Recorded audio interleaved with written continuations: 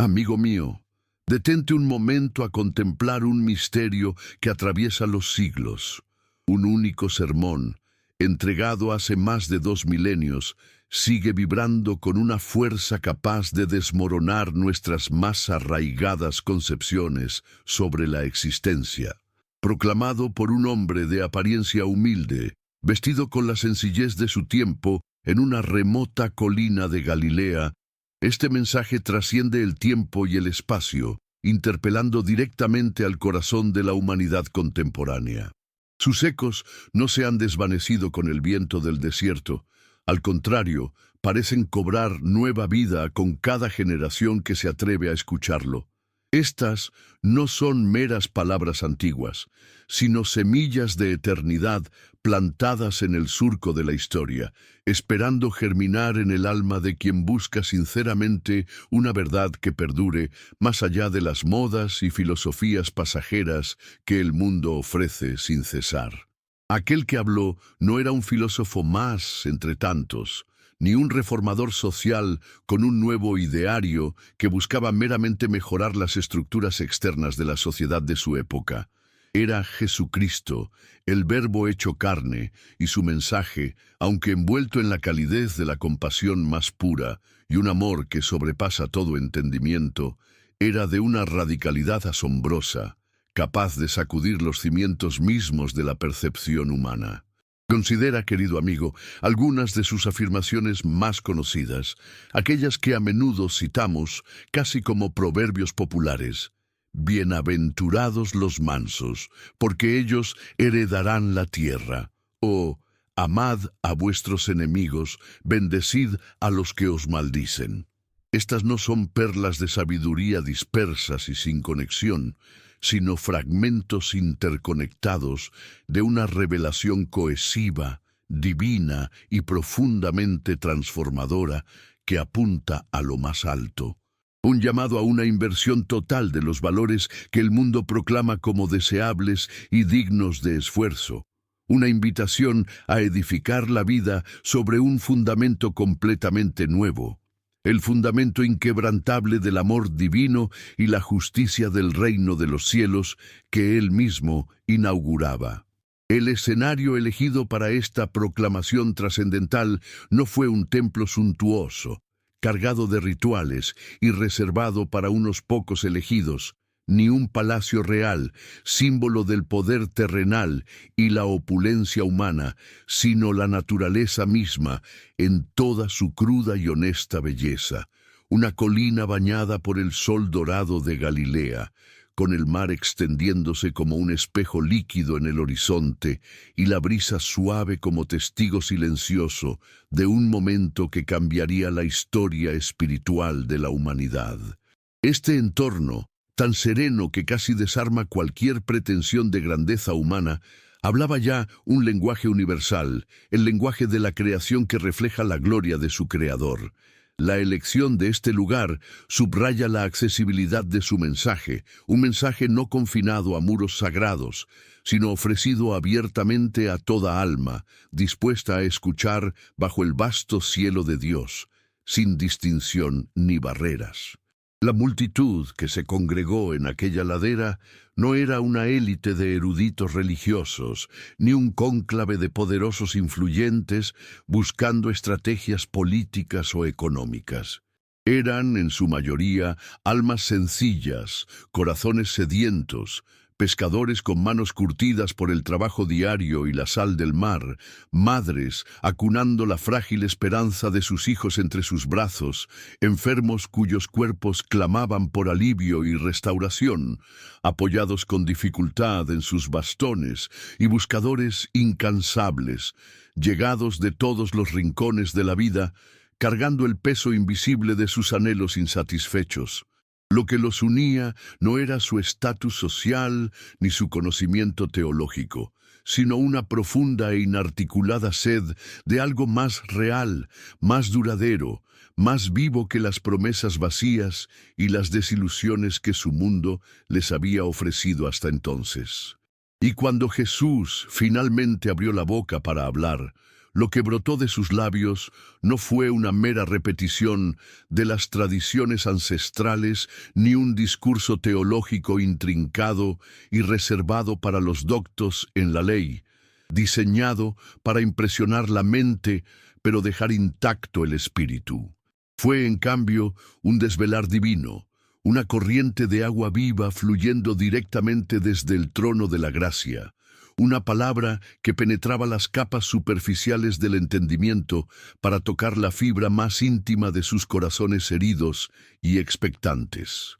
Aquel mensaje no buscaba simplemente informar, sino transformar.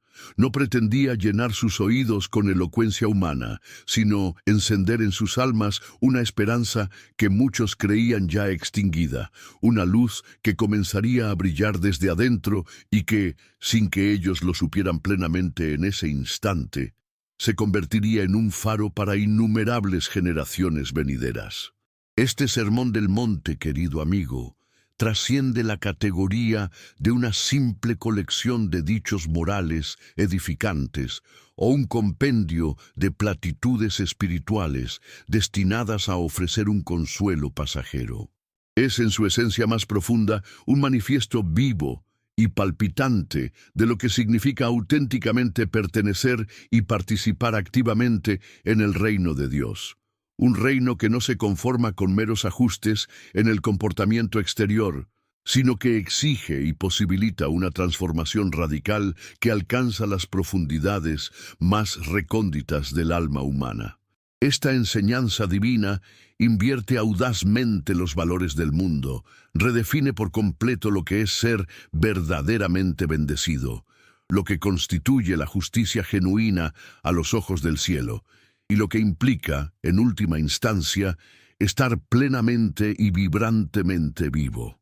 Es, por tanto, un llamado insistente a despertar del letargo espiritual, a ver la existencia con nuevos ojos, los ojos de la fe inquebrantable.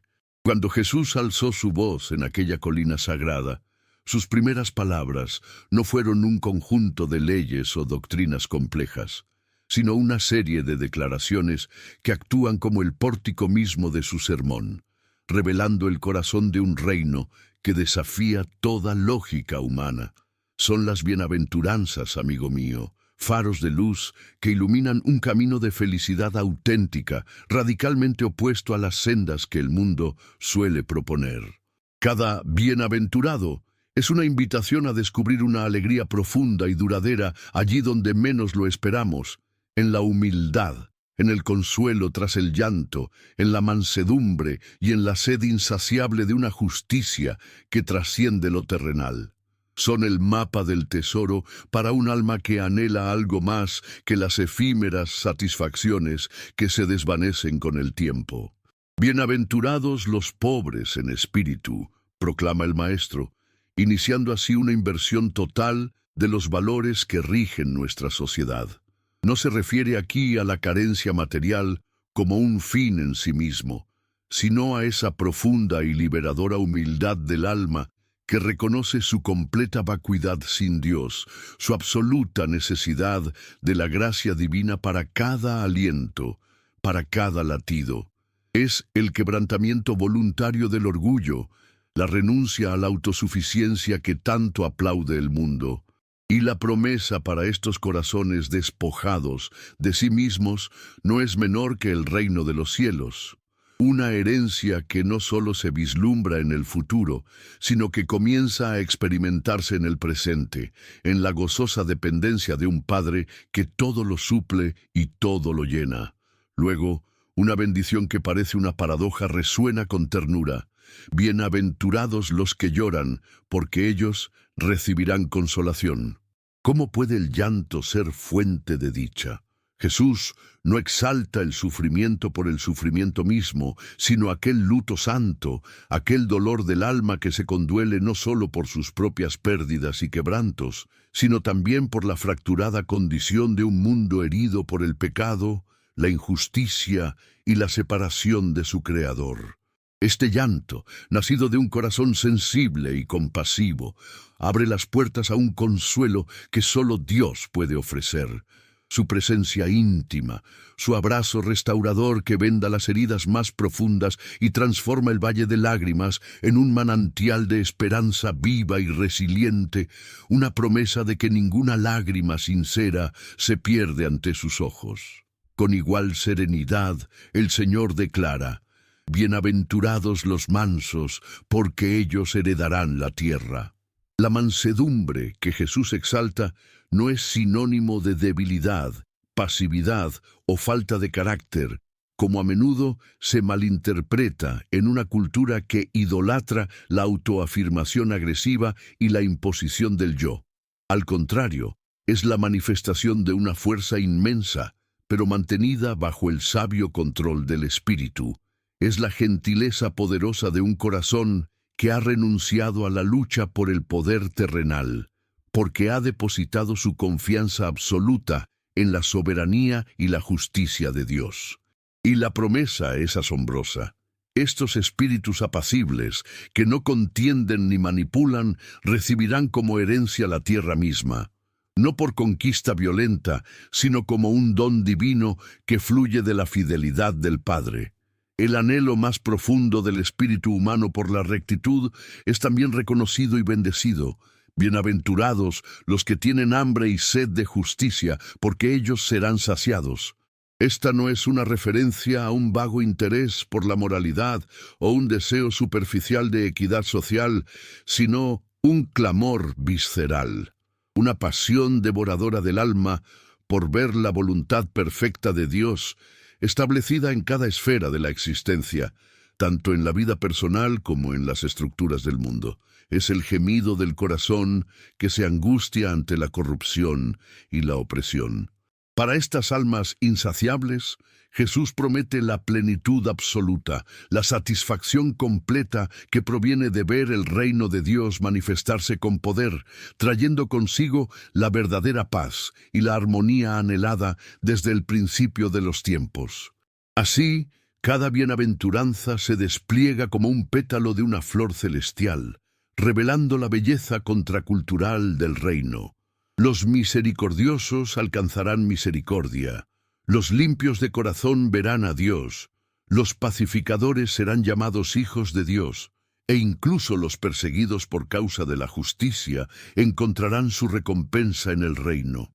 No son meros ideales inalcanzables, amigo mío, sino invitaciones vivas a experimentar una realidad donde la verdadera bendición florece en la entrega, la compasión y una fe inquebrantable. Son promesas eternas que nos recuerdan que nuestra ciudadanía celestial redefine por completo nuestra perspectiva del sufrimiento, el servicio y la recompensa final que aguarda a los fieles. Habiendo pintado el retrato del ciudadano del reino a través de las bienaventuranzas, Jesús no permite que sus oyentes permanezcan en una mera contemplación pasiva de esta nueva identidad.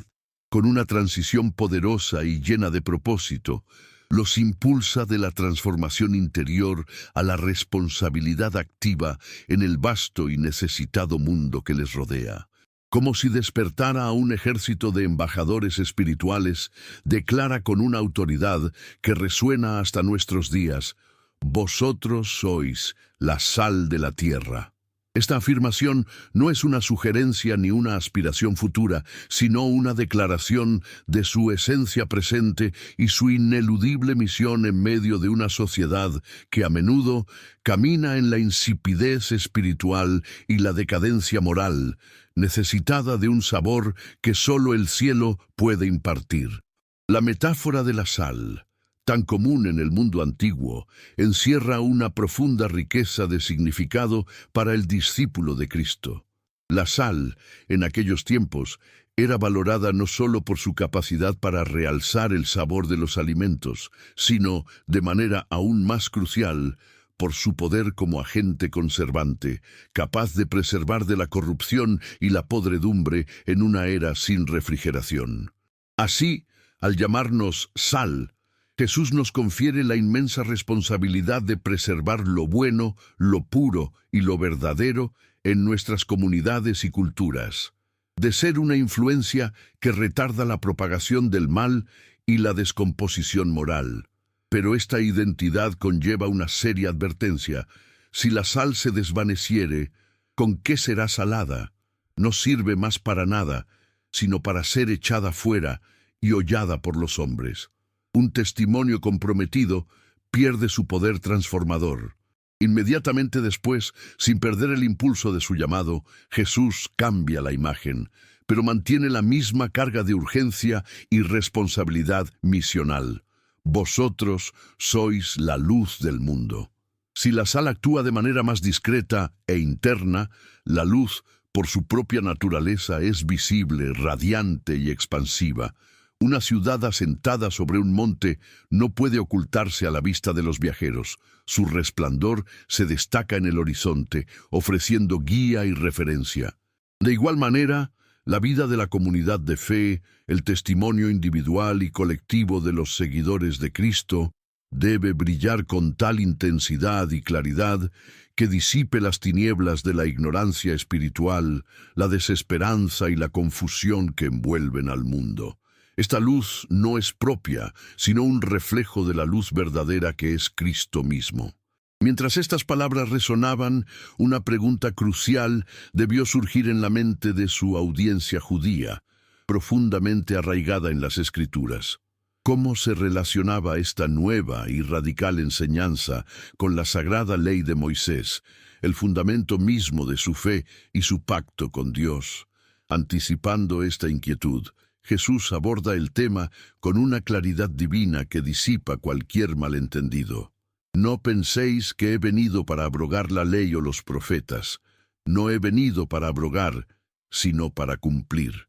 Lejos de anular o descartar las escrituras hebreas, Él se presenta como la culminación y la plenitud de todo lo que ellas anunciaban. Cada ceremonia, cada sacrificio, cada palabra profética apuntaba hacia Él, la sustancia de la cual todo lo demás era solo una sombra anticipatoria. Cumplir la ley, en la perspectiva de Jesús, va mucho más allá de una mera obediencia externa a sus preceptos, como la que practicaban muchos líderes religiosos de su tiempo. Significa llevarla a su propósito último y más profundo, encarnar su espíritu y revelar su intención original divina. Los mandamientos morales no son suavizados ni rebajados. Al contrario, son intensificados e interiorizados, extendiéndose desde la acción visible hasta los motivos ocultos del corazón, los pensamientos más íntimos y las actitudes que moldean nuestro ser. La ley, en manos de Jesús, deja de ser un código frío de restricciones para convertirse en un espejo que revela la santidad de Dios y nuestra profunda necesidad de su gracia transformadora, una gracia que Él mismo provee. Es en este contexto de cumplimiento y profundización que Jesús lanza uno de sus desafíos más contundentes. Porque os digo que si vuestra justicia no fuere mayor que la de los escribas y fariseos, no entraréis en el reino de los cielos. Esta afirmación debió resonar como un trueno, pues los escribas y fariseos eran considerados el pináculo de la piedad y la observancia legal. Sin embargo, su justicia, a menudo, era un elaborado espectáculo externo, una fachada de rectitud que no nacía de una transformación interna genuina.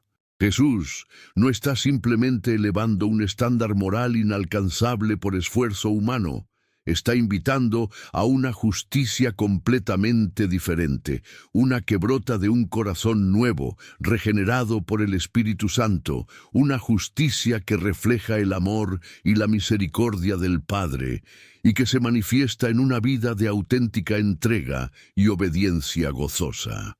Ahora, amigo mío, el sermón de Jesús nos adentra en el corazón mismo de la ética del reino, una dimensión donde las acciones externas son solo la superficie de una realidad mucho más profunda y transformadora. Con la solemne cadencia de «oísteis que fue dicho a los antiguos», Él toma los mandamientos conocidos, aquellos pilares de la moralidad que su audiencia reverenciaba, para luego, con la autoridad inconfundible de quien es la palabra misma, declarar «Pero yo os digo».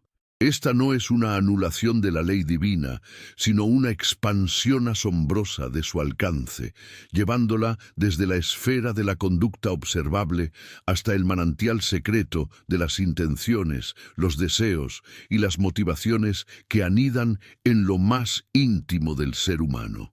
Es un llamado a una santidad que no se conforma con la apariencia, sino que busca la pureza del corazón.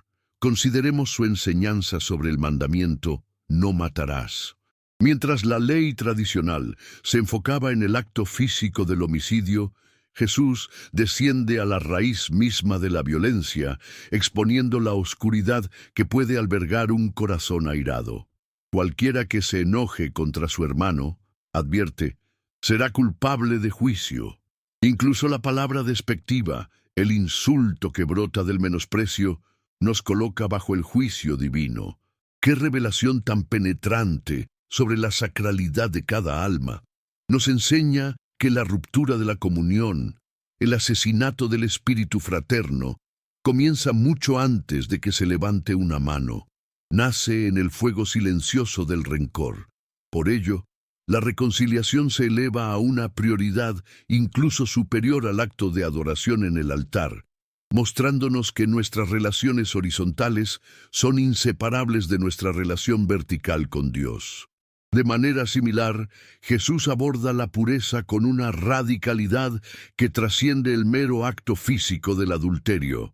Oísteis que fue dicho, no cometerás adulterio, pero yo os digo, proclama, que cualquiera que mira a una mujer para codiciarla ya adulteró con ella en su corazón. El Maestro sitúa el origen del pecado no en la consumación del acto, sino en la chispa inicial de la codicia, en esa mirada que despoja al otro de su dignidad para convertirlo en un objeto de deseo egoísta. La batalla, por tanto, se libra en el campo de los pensamientos y las intenciones, y la solución que propone es de una seriedad implacable, como la de arrancarse un ojo o cortarse una mano que nos hacen tropezar. No una mutilación literal, sino una metáfora poderosa de la determinación drástica y sin concesiones con la que debemos erradicar de nuestra alma aquello que nos separa de la santidad de Dios. La santidad del pacto matrimonial también es restaurada a su dignidad original. En una época donde el divorcio podía obtenerse con ligereza por motivos triviales, Jesús eleva el estándar, denunciando cómo las concesiones de la ley mosaica habían sido torcidas para justificar el egoísmo y el abandono, y reafirmando el diseño divino de una unión fiel y duradera. Y en cuanto a la integridad de nuestras palabras, el Señor corta de raíz cualquier forma de engaño o duplicidad al tratar el tema de los juramentos. En lugar de un complejo sistema de promesas y votos, Él ordena una transparencia absoluta. Sea vuestro hablar, sí, sí, no, no, porque lo que es más de esto, de mal procede. La palabra de un ciudadano del reino debe ser tan intrínsecamente veraz que no necesite de adornos ni juramentos para ser creíble, reflejando la fidelidad inmutable de nuestro Dios. Quizás una de las cimas más desafiantes de esta ética radical se encuentra en su enseñanza sobre la no resistencia al mal y la superación de la ley del talión. Aquel antiguo principio de ojo por ojo y diente por diente, que originalmente buscaba limitar la venganza desmedida, es trascendido por un llamado a una respuesta completamente nueva. No resistáis al que es malo. Antes a cualquiera que te hiera en la mejilla derecha, vuélvele también la otra. Esto, amigo mío, no es una invitación a la pasividad cobarde, sino a una forma de resistencia activa y redentora, una que tiene el poder de romper el ciclo interminable de la violencia y la represalia. Ir la segunda milla, dar también la capa, son actos proféticos que desarman al opresor con la fuerza inesperada del amor y la generosidad sacrificial, revelando la luz del reino en medio de las tinieblas. Todo este torrente de enseñanzas éticas, cada una más exigente que la anterior, culmina en el mandamiento que parece encapsular la perfección misma del amor divino. Amad a vuestros enemigos, bendecid a los que os maldicen, haced bien a los que os aborrecen, y orad por los que os ultrajan y os persiguen. En una cultura marcada por el tribalismo y el odio hacia los opresores o rivales, estas palabras sonarían casi imposibles, una utopía inalcanzable. Pero Jesús fundamenta este llamado no en la capacidad humana, sino en el carácter mismo de nuestro Padre Celestial, que hace salir su sol sobre malos y buenos y que hace llover sobre justos e injustos. Amar así no es solo un deber, sino el distintivo supremo de nuestra filiación divina, un testimonio vivo de que hemos sido transformados por una gracia que no conoce límites.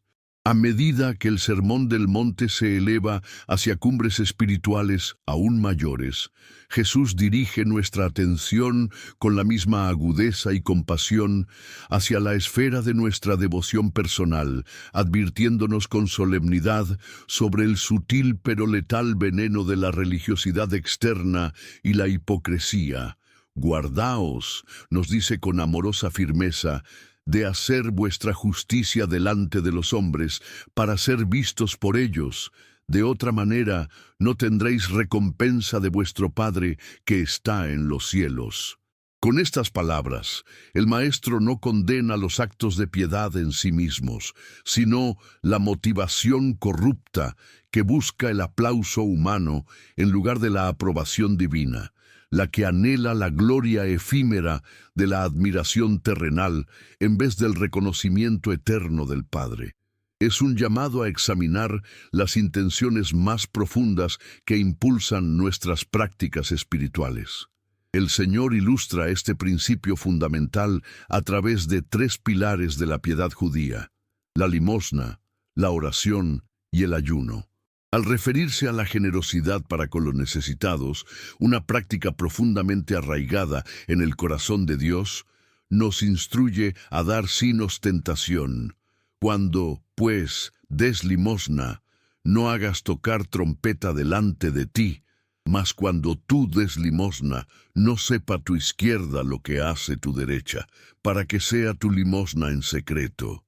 La verdadera caridad no busca el reconocimiento público ni la autoglorificación, sino que fluye de un corazón compasivo que encuentra su gozo en el acto mismo de dar, confiando en que el Padre, que ve en la intimidad de ese gesto desinteresado, recompensará abiertamente con tesoros que trascienden lo material. En cuanto a la oración, ese aliento vital del alma, Jesús nos advierte contra la vanagloria de aquellos que aman orar en las sinagogas y en las esquinas de las calles para ser vistos por los hombres, convirtiendo la comunión con Dios en un espectáculo para la galería. En contraste, nos invita a la intimidad del aposento secreto. Mas tú, cuando ores, entra en tu aposento y cerrada la puerta, ora a tu Padre que está en secreto. Es en ese lugar de vulnerabilidad y sinceridad, lejos de las miradas curiosas, donde el corazón se derrama sin reservas ante un Dios que escucha el susurro más leve. Y es en este contexto que nos regala el Padre Nuestro, no como una fórmula mágica para ser repetida mecánicamente, sino como un modelo sublime de diálogo filial, centrado primero en la gloria y la voluntad de Dios, y luego en nuestras necesidades fundamentales. La disciplina del ayuno, tan a menudo desfigurada por la ostentación de una falsa piedad, es también restaurada por Jesús a su propósito original, una humillación sincera del alma ante su Creador, una intensificación del anhelo espiritual. Cuando ayunéis, nos enseña, no seáis austeros como los hipócritas, porque ellos demudan sus rostros para mostrar a los hombres que ayunan. En lugar de esta teatralidad sombría, nos llama a ungir nuestra cabeza y lavar nuestro rostro, de modo que nuestro ayuno sea un secreto gozoso entre nosotros y nuestro Padre. En todas estas prácticas, amigo mío, el principio rector es el mismo. Dios no se deleita en las apariencias externas, por más piadosas que parezcan, sino que se conmueve profundamente ante la sinceridad de un corazón que lo busca en verdad y sin doblez. Desde esta plataforma de devoción auténtica, Jesús nos conduce a reflexionar sobre la naturaleza de nuestros verdaderos tesoros y la lealtad fundamental de nuestro corazón. No os hagáis tesoros en la tierra, advierte, donde la polilla y el orín corrompen, y donde ladrones minan y hurtan, sino haceos tesoros en el cielo. Los bienes materiales, por más que nos esforcemos en acumularlos, son inherentemente transitorios y vulnerables. En contraste, los tesoros celestiales, actos de amor, misericordia, justicia, fe y obediencia, poseen un valor eterno, inmune a la decadencia y al robo, y la razón es profunda, porque donde esté vuestro tesoro, allí estará también vuestro corazón. Nuestros afectos e intenciones siguen inevitablemente aquello que más valoramos, revelando a quién o a qué servimos en realidad. Esta disyuntiva nos lleva a una elección ineludible de señorío. Ninguno puede servir a dos señores, declara Jesús con una claridad que no admite ambigüedades, porque o aborrecerá al uno y amará al otro, o estimará al uno y menospreciará al otro. No podéis servir a Dios y a las riquezas, a Mamón. Mamón no es simplemente el dinero, sino la personificación de una fuerza que exige adoración a través de la codicia, la ansiedad y el egoísmo.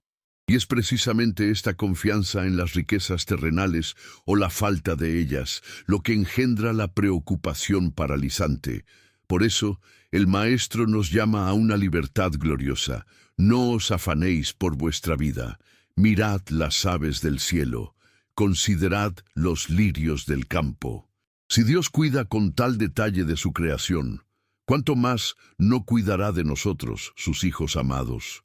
La solución a la ansiedad es una reorientación radical de nuestras prioridades. Mas buscad primeramente el reino de Dios y su justicia, y todas estas cosas os serán añadidas. A medida que el Sermón del Monte se aproxima a su clímax solemne, Jesús nos conduce con sabiduría pastoral hacia el terreno del discernimiento espiritual y las decisiones que definen nuestro destino eterno. Con una advertencia tan necesaria como amorosa nos dice: no juzguéis para que no seáis juzgados. No prohíbe aquí toda forma de evaluación moral, amigo mío, sino que ataca directamente la raíz de la justicia propia, esa inclinación tan humana a erigirnos en censores de los demás, a menudo magnificando sus faltas mientras permanecemos ciegos a las nuestras. ¿Y por qué miras la paja que está en el ojo de tu hermano?, pregunta con penetrante ironía, y no echas de ver la viga que está en tu propio ojo. El llamado es a la humildad radical, al autoexamen sincero, como paso previo indispensable antes de intentar, con amor y claridad restaurada, ayudar a otro en su camino. Sin embargo, esta exhortación a la misericordia en el juicio no implica una ingenuidad descuidada frente al mal o al desprecio deliberado de lo sagrado. El Maestro equilibra su enseñanza con una nota de prudencia espiritual. No deis lo santo a los perros, ni echéis vuestras perlas delante de los cerdos, no sea que las pisoteen y se vuelvan y os despedacen. Esta imagen fuerte nos recuerda que, si bien nuestro corazón debe estar siempre dispuesto a la gracia y a la restauración, también debemos ejercer discernimiento. Hay corazones tan endurecidos en su hostilidad hacia la verdad, tan aferrados a su desdén, que ofrecerles las joyas preciosas del Evangelio o la corrección fraterna solo resultaría en profanación y en un daño mayor. La sabiduría del reino implica saber cuándo hablar y cuándo guardar silencio, cuándo insistir y cuándo encomendar a alguien a la obra soberana de Dios. Luego, de manera casi abrupta pero profundamente conectada, Jesús abre de par en par las puertas de la provisión divina con una de las invitaciones más audaces y reconfortantes a la oración. Pedid y se os dará, buscad y hallaréis, llamad y se os abrirá. Estos tres verbos, en su forma continua, no sugieren un acto aislado y casual, sino una persistencia llena de fe, una búsqueda diligente y un llamado insistente a la puerta de un Padre que se deleita en escuchar. Y la promesa es universal, porque todo aquel que pide, recibe, y el que busca, halla, y al que llama, se le abrirá. Esta certeza se fundamenta no en nuestros méritos, sino en la naturaleza intrínsecamente buena de Dios. Pues si vosotros, siendo malos, sabéis dar buenas dádivas a vuestros hijos, cuánto más vuestro Padre que está en los cielos dará buenas cosas a los que le pidan. Y la respuesta a esta generosidad divina debe ser una generosidad semejante hacia nuestro prójimo, encapsulada en la regla de oro. Así que todas las cosas que queráis que los hombres hagan con vosotros, así también haced vosotros con ellos. El camino del reino, sin embargo, exige una elección personal, una decisión consciente y a menudo contracultural. Jesús lo presenta con la imagen vívida de dos puertas y dos caminos. Entrad por la puerta estrecha, porque ancha es la puerta y espacioso el camino que lleva a la perdición, y muchos son los que entran por ella, porque estrecha es la puerta y angosto el camino que lleva a la vida, y pocos son los que la hallan. La puerta ancha atrae con su aparente facilidad, su falta de restricciones, su popularidad. Es el camino del mínimo esfuerzo, de la conformidad con el mundo. Pero su destino es la ruina. En contraste, la puerta estrecha requiere renuncia, disciplina y una búsqueda intencional. Es el camino del discipulado auténtico, menos transitado, a menudo solitario, pero es el único que conduce a la vida verdadera y abundante, una vida que comienza aquí y se proyecta hacia la eternidad. En esta senda angosta, el discernimiento es crucial, pues no todos los que hablan en nombre de Dios provienen de Él. Guardaos de los falsos profetas, advierte Jesús con solemnidad, que vienen a vosotros con vestidos de ovejas, pero por dentro son lobos rapaces. Su apariencia puede ser engañosamente piadosa. Sus palabras pueden sonar dulces y espirituales, pero su motivación interna es egoísta y destructora. ¿Cómo entonces podremos distinguirlos? El Maestro nos ofrece un criterio infalible, una prueba irrefutable. Por sus frutos los conoceréis. No por sus dones carismáticos, ni por su elocuencia persuasiva, ni por el tamaño de su audiencia, sino por el carácter que manifiestan y el impacto real que sus vidas y enseñanzas producen. Así como un árbol bueno da buenos frutos y un árbol malo da frutos malos, la verdadera naturaleza de un líder espiritual se revelará con el tiempo. Finalmente, el sermón culmina con la parábola inolvidable de los dos constructores, que sella la importancia vital de la obediencia activa a las palabras de Jesús. No es suficiente con aclamarlo como Señor, Señor, ni siquiera con realizar obras aparentemente milagrosas en su nombre, si no existe una sumisión genuina a la voluntad del Padre. El hombre prudente es aquel que oye las enseñanzas de Cristo y las pone en práctica, edificando su vida sobre la roca inconmovible de la obediencia fiel. El hombre insensato, en cambio, oye las mismas palabras, pero las ignora o las desatiende, construyendo su existencia sobre la arena movediza de la autocomplacencia o la religiosidad superficial. Cuando llegue la inevitable tormenta del juicio y las pruebas de la vida, solo la casa cimentada en la roca permanecerá en pie, revelando la sabiduría de una fe vivida. Y la multitud, al escuchar estas palabras finales, se maravillaba porque Jesús les enseñaba como quien tiene autoridad, una autoridad divina que llama a una respuesta transformadora.